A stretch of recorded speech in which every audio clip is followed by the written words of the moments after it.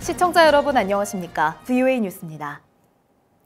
미국 상원 의원들은 북한이 비밀리에 계속 탄도미사일을 개발하고 있다는 보도와 관련해 북한의 비핵화 진정성에 대한 의구심이 커지고 있다고 지적했습니다. 김정은이 비핵화 약속을 지키지 않고 속임수를 쓴다면 미북 간 충돌이 벌어질 것이란 경고도 나왔습니다.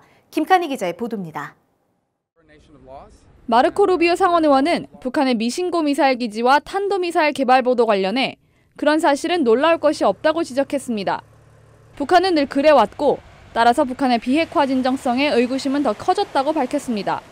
I think their goal is to appear reasonable and accommodating in an effort to make the United States appear like the unreasonable one so that they can weaken international support for sanctions.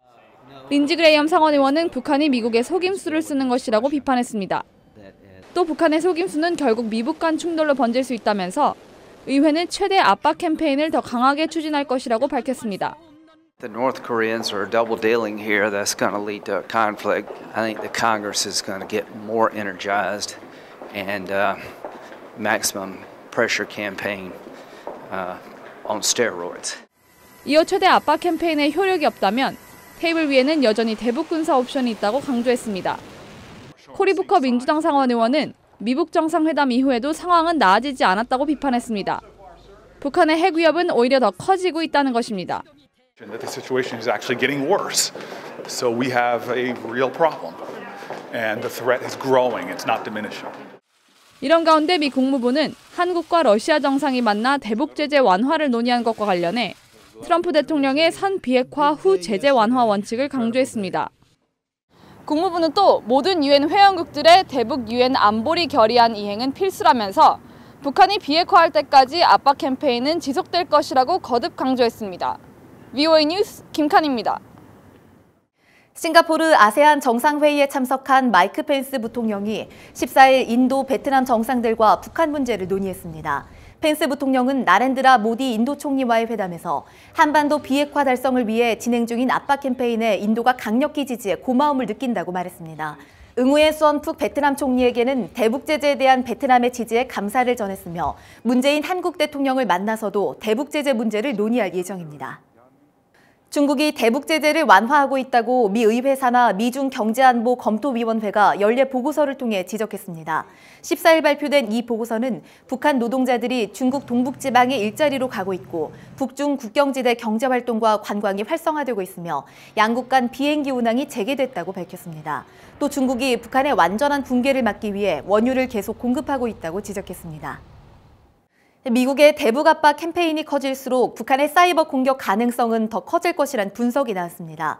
미국은 북한의 비핵화만이 아니라 북한의 사이버 공격에 대비한 정책이 필요하다고 사이버 전문가들은 지적했습니다. 박승혁 기자입니다.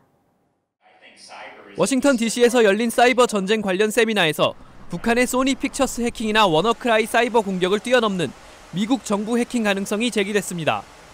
미국의 대북 최대 압박 캠페인이 지속된다면 북한은 사이버 공격을 더 강화할 수 있으며 공격 대상은 정교화된 역량으로 미국과 동맹국인 한국, 일본을 뛰어넘을 수 있다는 것입니다.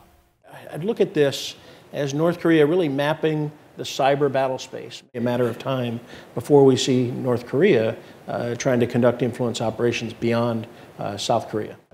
국제금융망을 해킹해 거액을 탈취해온 북한 해커 조직을 집중 추적한 미국의 보안업체는 북한의 사이버 공격 위협이 갈수록 커지고 있다고 지적했습니다. 그러면서 미국이 비핵화에만 중점을 두면 북한의 사이버 위협을 자칫 소홀히 다룰 수 있다고 말했습니다.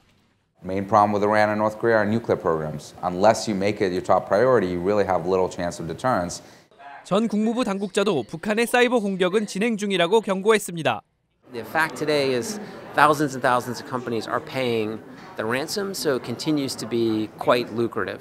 사이버 전문가들은 북한의 사이버 공격 능력은 아직 중국과 러시아에 뒤지지만 조만간 국가의 중요 기밀 정보까지 빼낼 수준에 이를 것이라고 전망했습니다. VOA 뉴스 박승혁입니다. 북한 농민들은 농기계가 부족해 대부분 직접 쟁개질을 하며 농사를 짓고 있으며 농업용수는 오염이 심각한 것으로 파악됐습니다. 최근 북한을 다녀온 베르나르트 젤리거 독일 한스자이델 재단 한국 사무소장은 13일 서울에서 열린 심포지엄에서 올 한 해 북한 농촌 지역에서 찍은 사진들을 공개하며 이같이 밝혔습니다. 또 북한은 여전히 가족 중심 농업을 하고 있으며 농업용수는 도시에서 흘려보낸 산업폐수 때문에 오염이 심각하다고 밝혔습니다. VOA 뉴스 마칩니다. 시청해주신 여러분 고맙습니다.